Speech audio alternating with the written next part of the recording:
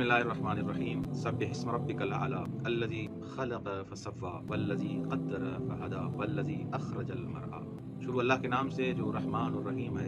इस सूरह आला के बारे में उलमा ये फरमाते हैं कि इस सूरह का इब्तिदाई हिस्सा मक्के में नाज़िल हुआ और इसका ज़ैली हिस्सा और आखिरी आयात को मदीने में। इस सूरह की फजीलत के लिए ये बयान किया गया है कि इंसान जब नमाज ईद फितर पढ़ता है तो इस नमाज ईद फितर की पहली रकात में इंसान को हम्द के बाद सूरह आला को पढ़ना चाहिए, इसमें फजीलत है। और वो सूरह जो तस्बीह है परवरदिगार से शुरू होते हैं, युसब्बिहु या सब्बह से जो सूरह शुरू होते हैं, उनमें से तकरीबन ये आखिरी सूरह है सूरह आला, जिसमें सब्बिह इस्म रब्बिकल आला से ये सूरह शुरू होता है। इन सूरह को ऐसे सूरह जो तस्बीह है परवरदिगार से शुरू होते हैं, सब्बह या युसब्बिहु से, इनको मुसब्बहात कहा जाता है। यहाँ पर सब्बिह इस्म रब्बिकल आला कहा गया है, यानी अपने रब के नाम की तस्बीह किया कर जो सबसे आला है। एक माना यह है। दूसरा ये कि ये अपने रब के नाम को मुनज़्ज़ह समझो, यानी वो हर ऐब और नक्स से पाक और मुनज़्ज़ह है। एक दफ़ा खुद ज़ात परवरदिगार है, एक दफ़ा इस्म परवरदिगार है, यानी खुदा का इस्म भी उस मकाम पर है कि इंसान बगैर वुज़ू के अल्लाह के नाम को हाथ भी नहीं लगा सकता। और सब्बिह इस्म जब इंसान कहता है तो यानी खुदा हर ऐब से भी पाक है, हर नक्स से भी पाक है। ऐब और नक्स में फ़र्क है, ऐब और नक्स एक ही चीज़ नहीं है, दो अलग अलग चीज़ें हैं। खुदा ऐब से ही पाक है, तमाम सिफ़ात सल्बिया से खुदा पाक व मुनज़्ज़ह है। ऐब मसलन जैसे आप कोई चीज़ लेके आए बाजार से खरीदे, मसलन कालीन खरीदे आप, उस कालीन मसलन जो है आपके कमरे के जो साइज़ है मसलन 20 फुट है, वो कालीन जो आप लेके आए हैं वो 10 फुट है, तो इसको कहेंगे ये नाक़िस है, ये फर्श नाक़िस है, क्योंकि आपके कमरे की साइज़ 20 फुट थी और जो आप फर्श लेके आए वो क्या है 10 फुट है, तो ये उस कमरे के बनिस्बत क्या है नाक़िस है, इसको 20 फुट होना चाहिए था। लेकिन ऐब के हिसाब से कैसे, मसलन आपके घर में कालीन है पहले मौजूद है, लेकिन वो गंदा हो गया है, ख़राब हो गया है और पुराना हो गया है, उसमें सुराख हो गए, इसको नाक़िस नहीं कहेंगे, इसको कहेंगे ये क्या हो गया है, मायूब हो गया है।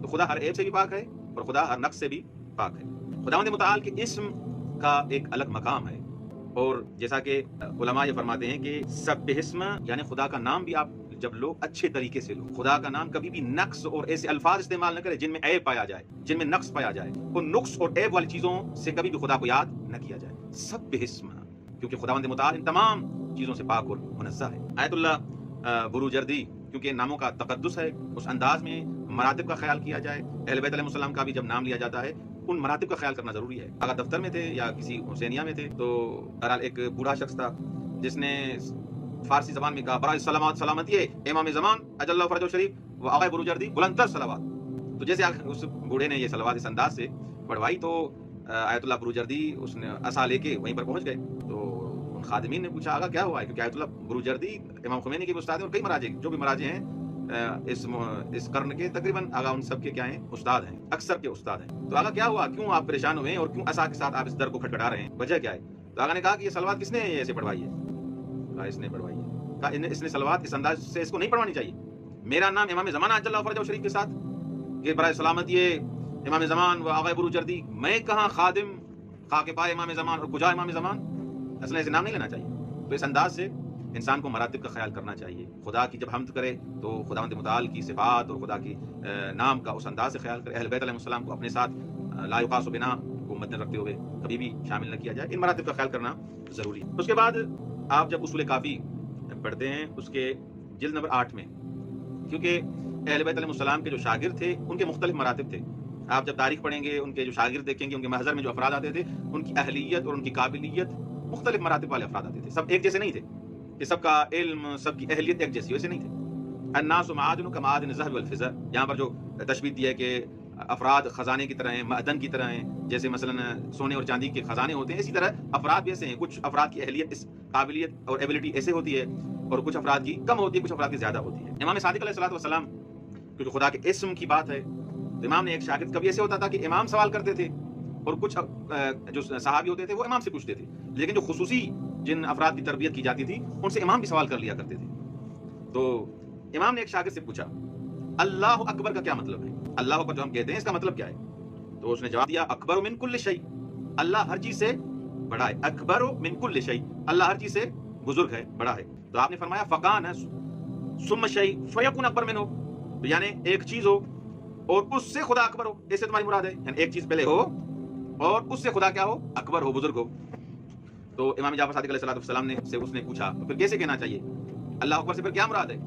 इमाम सादिक अलैहिस्सलाम ने फरमाया अल्लाहु अकबर मिन अन यूसफ, अल्लाह इससे बड़ा है कि उसकी सिफत लाई जाए। अल्लाह अकबर मिन अन यूसफ, अल्लाह की بزرگی یہ ہے کہ اس سے بڑا ہے کہ اس کی آپ کیا کریں، صفت پیش کریں. لیکن ایسے علوم کے لیے وہ ظرف چاہیے، وہ قابلیت چاہیے، وہ اہلیت چاہیے. ہر انسان کے سامنے یہ چیزیں بیان اہل بیت علیہ السلام نہیں کرتے تھے. مختلف مراحل میں مختلف قابلیتوں کو دیکھ کر اہل بیت علیہ السلام نے یہ چیزیں بیان کی ہیں. السلمان منا اہل البیت جو آپ سنتے ہیں فقط حضرت سلمان کے لیے نہیں ہے. کئی قوم کے محدثین تھے جن کے لیے اہل بیت علیہ السلام نے منا اہل البیت فرمایا ہے. کچھ خواتین تھیں جو محدثات تھیں، ان کے لیے اہل بیت علیہ السلام نے منا اہل البیت نقل کیا ہے، روایات میں موجود ہے. شیخ صدوق رحمۃ اللہ علیہ کی ایک کتاب ہے توحید صدوق، اس کا حتماً مطالعہ کریں، بہت اچھی کتاب ہے. اس میں حشام بن سالم کی ایک مولا کے محضر میں آتے ہیں، امام جعفر صادق علیہ السلام کے محضر میں، اور وہ نقل کرتے ہیں کہ مولا نے مجھ سے سوال کیا، اتنعت اللہ تعالی، کیا تم خدا کی صفت بیان کر سکتے ہو؟ تو اس نے کہا نا جی مولا، خدا کی صفت میں بیان کروں گا. تو مولا نے فرمایا ہاتھ بیان کرو، کیسے خدا کی صفت بیان کرو گے؟ تو حشام بن سالم نے کہا وہ السمیع البصیر العلیم، اس انداز سے اس نے صفات بیان کی. تو امام نے فرمایا ہذہ صفات یشترک فیہا المخلوقون، یہ ایسی صفات ہیں، مثلا عظیم جو آپ نے بیان کیا یا صفات بیان کی، اس میں تو مخلوق بھی خدا کے ساتھ شریک ہے. تو مثلا آپ کہیں گے فلان عظیم، اور آپ نے کہا اللہ عظیم، تو یہ تو صفت ایسی صفت ہے جو اللہ کے ساتھ بھی کیا ہے، مخلوقات کے ساتھ بھی کیا ہے، یہ صفت مشترک ہے.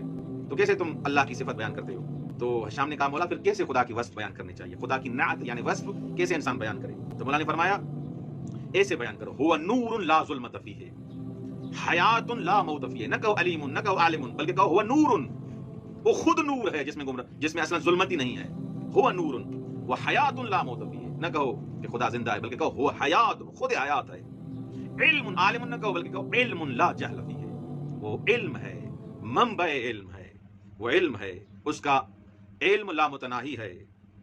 تو اس حساب سے حشام نے جب یہ جواب مولا کا سنا، اس حشام کی جب مولا نے اس انداز سے تربیت کی، تو حشام نے کہا فخرجت من عنده وانا اعلم الناس بالتوحید، میں جب مولا کے محضر سے باہر آیا اس وقت میں توحید کا عالم بن گیا، توحید کے بارے میں میرے پاس اچھا علم آ گیا، توحید کا علم بن گیا. تو اس انداز سے یعنی خداوند متعال کی صفات اور خدا کے نام کو یاد کرنا چاہیے. سبح اسم ربک الاعلی.